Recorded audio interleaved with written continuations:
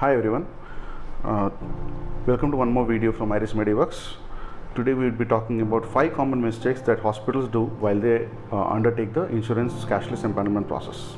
Okay, see there are many more, but just wanted to focus on 5 so that one at a time. So let's delve into it. First is hospitals tend to overstate the facilities they have. So this is one mistake that a lot of hospitals do, that whatever they have, they want to project that they have more.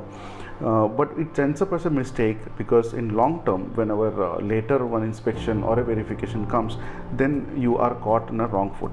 So kindly do not do that. Maybe to an extent you can even understate your facilities, but never overstate your facilities, because you will not be able to fulfill those later. The second mistake that a lot of hospitals do is that they agree for a rate list which is not feasible for them in any way. So as a hospital, you should understand what is the cost of the surgery, what is the feasible rate at which you can work for any treatment. And if you agree for a rate which is not feasible for you at all, or practical for you at all, then you will be forced to do modifications and violate the agreement later. So let's not have that kind of a situation. So at the initial step itself, you should be very clear that what is the rate that you are ready to accept.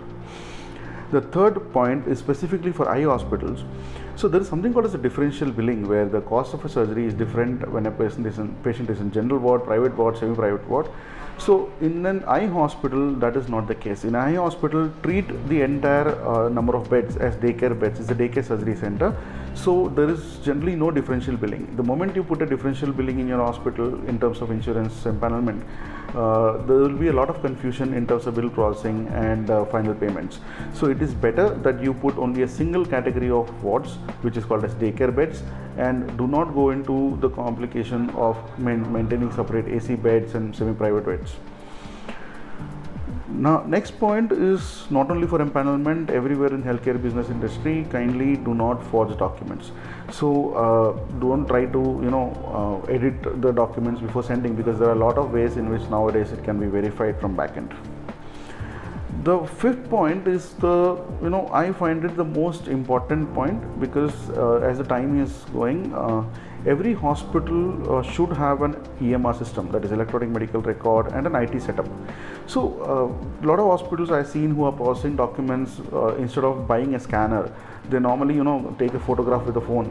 But whatever said and done, when you take a photograph with the phone, the legibility of the documents, the clarity of the documents is always in question. And if it's a handmade bill, the genuinity of a handmade bill is always in question. The serial number may be missing, there can be errors. So always go for an EMR and with a good scanner, which can do duplex scanning of both sides, or the duplex automatic scanner with document feeding capabilities, and have a internet connection with computers. With as the time goes, we need to improve. Understand that you are doing surgeries, you are billing patients for huge amounts in terms of 10,000, 50,000, a lakh maybe.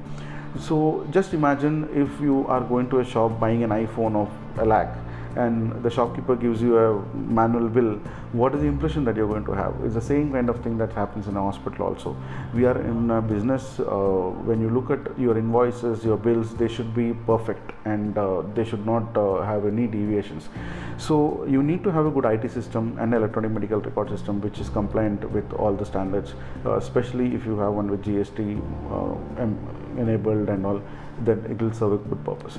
So these are the very common 5 mistakes which I find when hospitals apply for cashless empanelment. If you can correct these parts, I think you will do much better in your journey ahead. So thank you, and thank you for listening to me.